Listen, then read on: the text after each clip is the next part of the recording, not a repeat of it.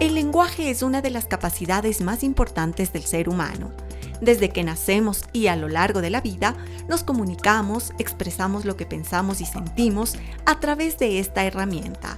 Pero muchas veces pueden aparecer diferentes problemas que hacen que este proceso no se produzca de forma correcta. Seguro muchos padres se sentirán identificados con los casos de este primer reportaje. Lo importante es un diagnóstico oportuno y el apoyo de la familia.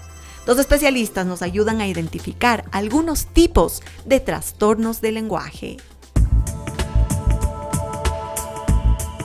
Desde que llegamos al mundo, estamos listos para aprender el lenguaje de nuestra familia y entorno. Este aprendizaje se da cuando se escucha a otros hablar y es normal que cada individuo lo haga a su propio ritmo, pero en ocasiones algunos niños tienen problemas con ciertos sonidos, palabras y oraciones. Si no hay un trastorno detrás, la mayoría podrá comunicarse fácilmente alrededor de los 5 años. La preocupación llega cuando los padres ven que sus hijos no logran tempranamente las habilidades de comunicación. Esto se conoce como trastornos del lenguaje y pueden aparecer cuando los niños están empezando a hablar, pero también en otras fases del desarrollo infantil. Un trastorno del lenguaje se considera una alteración que aparece en la niñez.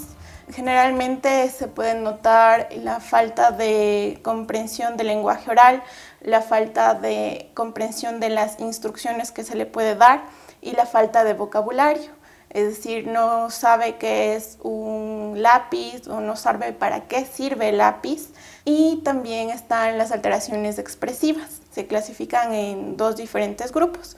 Las alteraciones de articulación, es decir, los niños cambian los sonidos, los distorsionan o los omiten. Un niño que diga callo en vez de carro, eso es una alteración expresiva. Al momento de no organizar bien los elementos gramaticales, pues va a ser un lenguaje ininteligible.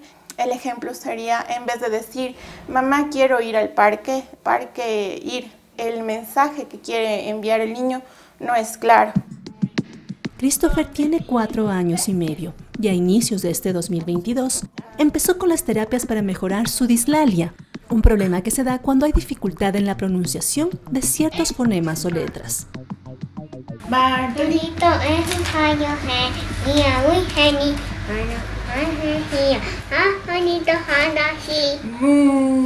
No. Esa es Una bata. Muy bien, vamos. Él tenía 2 años y teníamos la preocupación de que ya no decía las palabras que tenía que decir. Él decía apenas 3, 4 palabras. Era mame, o sea, refiriéndose a dame. No decía ya voy, sino decía hoy. Y cuando se refería al celular, no decía celular o trataba de decir celu, sino decía toy. Y cuando trataba de pedir algo, no lo pedía, sino se enojaba porque no le entendíamos. Se frustraba bastante y con eso también conllevó a que no tenga mucha relación social. Había relaciones con niños que él no le entendían y él les pegaba. Andrés reconoce que fue difícil lidiar con esta condición. Nos frustrábamos bastante. En ese punto nos daba iras con él. Que había personas incluso que nos decían póngale ají en la boca. O nos daban recomendaciones como dale jugo de frutilla para que las pepas hagan que se le movilice la lengua, pero no funcionó nada. Hubo un punto donde la mamá y yo incluso le pegamos porque no podía decir las palabras. Y esas veces sí me arrepiento bastante, porque sabía que con el pegarle no nos llevaba a ningún lado. Christopher, sácate la mascarilla, por favor. Ya, muy bien. A ver, entonces vamos a hacer el sonido de la K. Mira acá, mira. Eso, muy bien. Vamos con el siguiente. Abre la boquita. Realiza oraciones cortas. Tiene dificultades de articulación en ciertos fonemas, por ejemplo, la S no la pronuncia, la R para la edad de él, que ya debería de estar pronunciando en una posición media, por ejemplo, caramelo, tampoco la pronuncia. O sea, son varios fonemas que él no los dice correctamente, o los omite o los sustituye por otros que sí puede decirlos, por ejemplo por la T o por la Y, que sí se le hace fácil para él.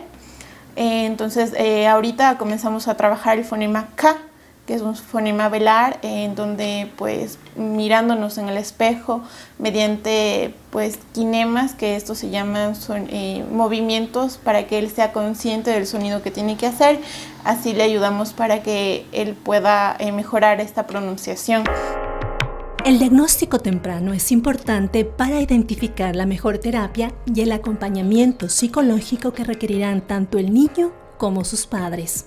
Lo primero que se realiza es una entrevista con los papás para saber cuál es el problema que tienen y pues saber los factores que les llevó a esta dificultad, para ver cómo está en el desarrollo tanto motriz, de lenguaje, porque siempre van relacionados estos ámbitos. Se valora el lenguaje global para ver cuál es la dificultad que tiene, si es en el lenguaje expresivo, si es en el lenguaje comprensivo o puede ser en ambos, y el grado de dificultad que tiene.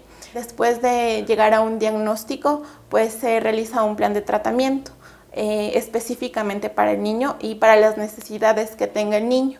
La terapia puede ir en duración de 3 a 6 meses dependiendo del grado de dificultad. El niño se siente frustrado, no poder también comunicarse de la manera adecuada. Entonces obviamente se ponen irritables, tienen ira, porque el niño primero no sabe lo que está sucediendo. Prefiere solamente desde edades tempranas señalar el objeto y no recurrir al lenguaje. Y más bien lo que se requiere hacer con los profesionales es aumentar la autoconfianza en el niño y sobre todo también mencionar este apoyo familiar indispensable y con este apoyo poder incentivar un poco más este lenguaje. Se desconocen las causas de los trastornos del lenguaje, pero descubrimientos recientes sugieren que tiene un fuerte componente genético. Es más probable que los niños con trastornos del lenguaje tengan padres y hermanos que también han tenido dificultades y retrasos en el habla.